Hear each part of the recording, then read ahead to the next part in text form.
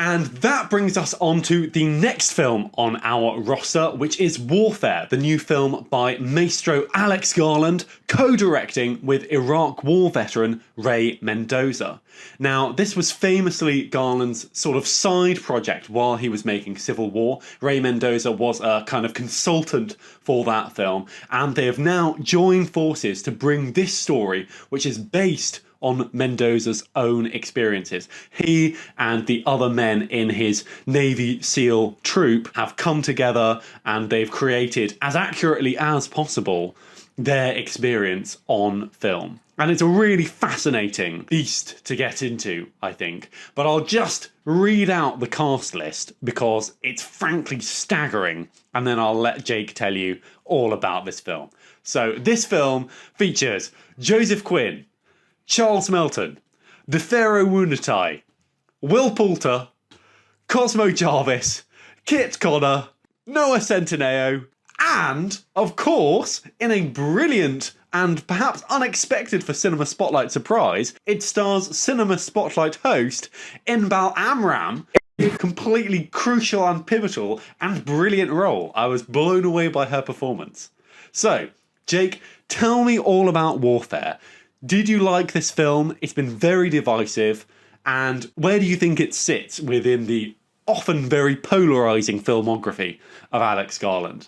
Well, this film is very interesting because it is a very brutal and realistic approach. I am aware of how eager they were to recreate it as accurately as possible. And in that, I do actually think it has some credit. The American soldiers presented in the film are not presented overly positively. They're presented with very matter-of-fact, this is what happens, this is what we did, this is what's going on, these people are injured. You know, you get to know a little glimmer of their personalities altogether, and it has a really good opening scene where it's just the whole brigade are just together and they're dancing to music video and just sort of bonding as a team. I think it's really effective. It also utilizes the first great tick for this movie, which is sound design. Sinners also has amazing sound design. I should have said it in the previous review, but this film really does use its sound design really, really neatly. When you need it, the bass is whacked up to the max and everything is just sort of all-encompassing. When there are explosions, you feel them.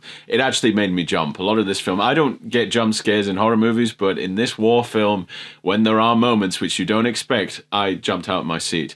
Is this film good? That's a question. I do think it's good. It's incredibly well made.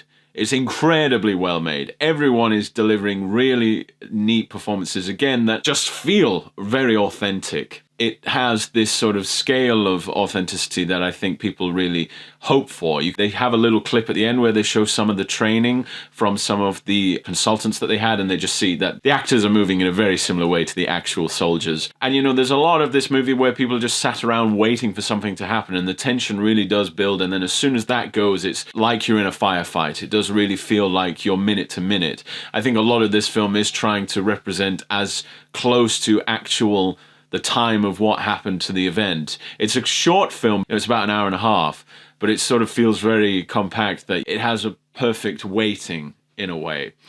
Is this film enjoyable? That's a different question.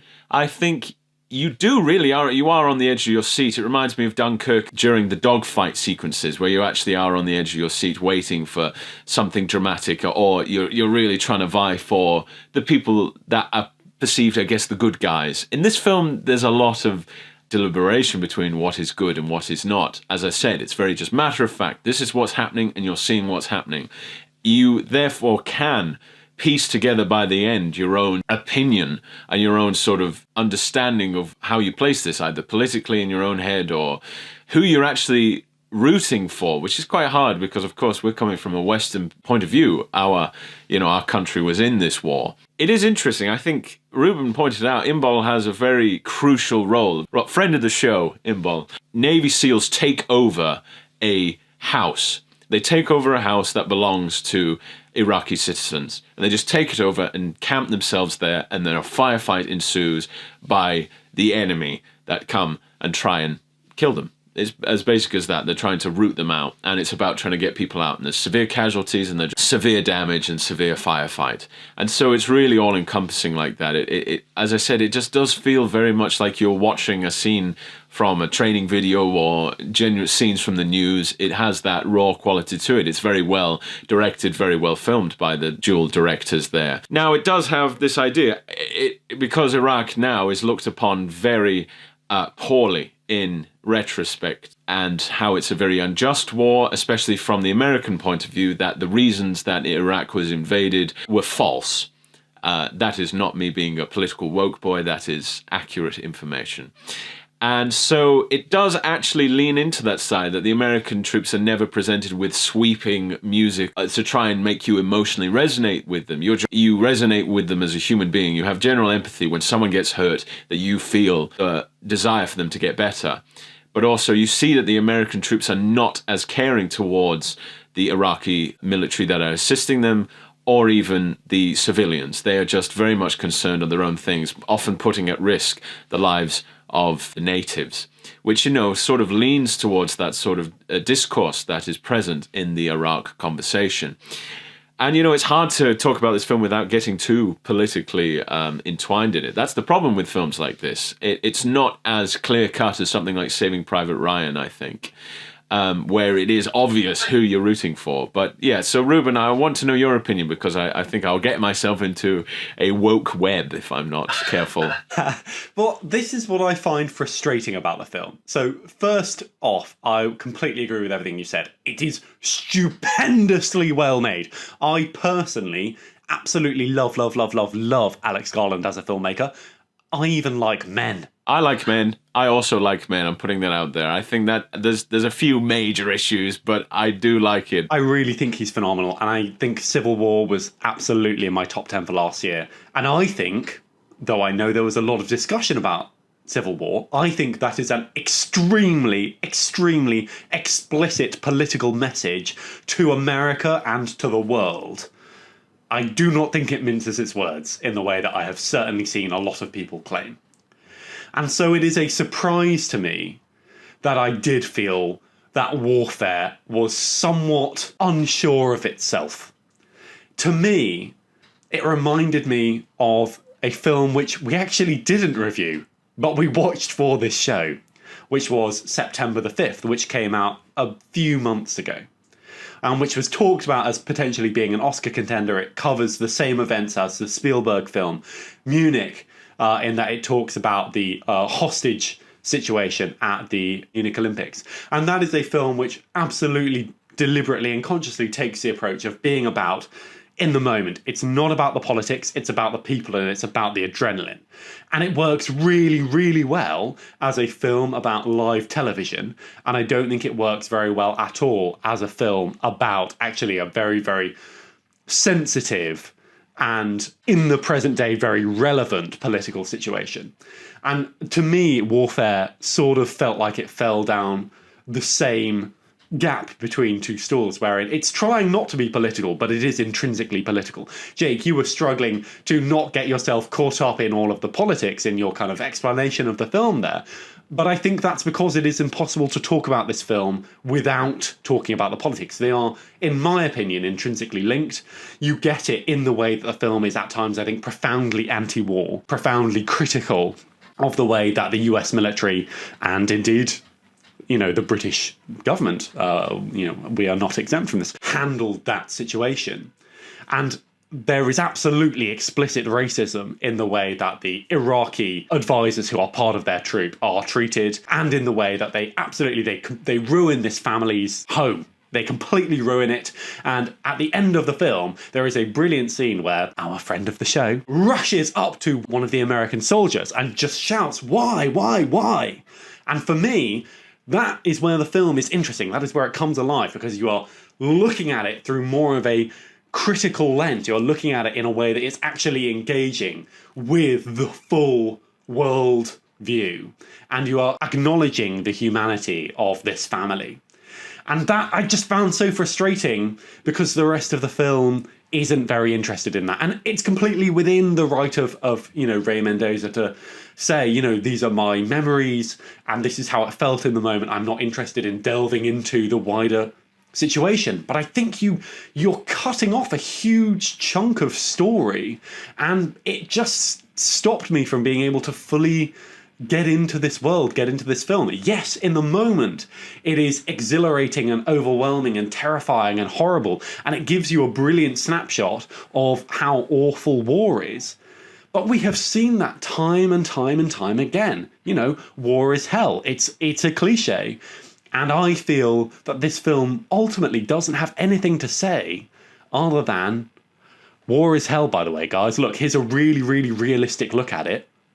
But we've seen that before. We've seen it in many, many films. I don't think that this is actually particularly more boots on the ground than something like Black Hawk Down. Do you not feel that perhaps this is relatively intentional? That, okay, Ray Mendoza is presenting his memory, and as I said, very carte blanche, very as fact, but therefore Alex Garland puts in these extra moments that it does feel that a filmmaker would put in. The lingering shots on the absolutely brutalized corpse of an Iraqi serviceman, and also the final bits of the sort of reaction from the family. But that seemed to me like that was a filmmaker's decision to do that, because then it would lead you and I and other people to have conversations like this, where we actually discuss how much of the story is anti-war, how much it actually leans towards the Americans as villains because of the moments that actually leave you when you're leaving the cinema. I know they did tack on a bit about photographs of the the American servicemen, and then a little bit of the behind the scenes, which I actually would have preferred if it was completely after the credits, or even, as much as I know it's respectful, as much as it is removed from the film entirely, because it does actually leave a completely different note. It doesn't feel overly creative, it feels respectful, which I can understand. However, the final couple of shots of the film really does leave you with that sense of confusion, which is a way that the Iraq War is perceived. So it has this great sense of confusion as a topic, and therefore the confusion that is felt throughout the film, I think actually bodes to a much greater conversation like the one we're having. I actually think it was perhaps intentional that, we spend so much time with these Americans, and yet we don't ever at any point feel genuine broken this very heartfelt, agonizing, emotive moment, except when friend of the show Inbal delivers a great tiny little piece of acting that is just so subtly used by the filmmakers, but is so impactful and important. And so that's what I think. And I think, is that good? Should it go further? I understand that you think yes, Reuben, but also, is it more nuanced? I don't know. Well, actually, you make a great point that it is interested in starting conversations, and I think that's true. I think that, to me, I found it frustrating that the film in many ways feels like it's being stretched in two different directions. And you've done a great job of talking about this film, because actually now I think that perhaps that is the result of the fact that it's got two directors. And I think perhaps you're right that some of the notes in there that to me are interesting and I want more of are perhaps from the storyteller Alex Garland, and the visceral, incredibly upsetting reality of war being stressed more by Ray Mendoza because it is his experience. I think that, to me, it loses something by being stripped of a lot of that context and a lot of that character context. It ends up being, in many ways, nothing new, which is a shame, given how exceptionally well made it is. But at the end of it, I felt a little bit like, I'd been on some kind of really amazing roller coaster. It had absolutely rattled me around and thrown me crazy experiences that I'd had. But at the end, I just came back to the beginning, and I hadn't really gone anywhere. Do you hear the call of duty to go see this film, or is it just a Cold War? You decide.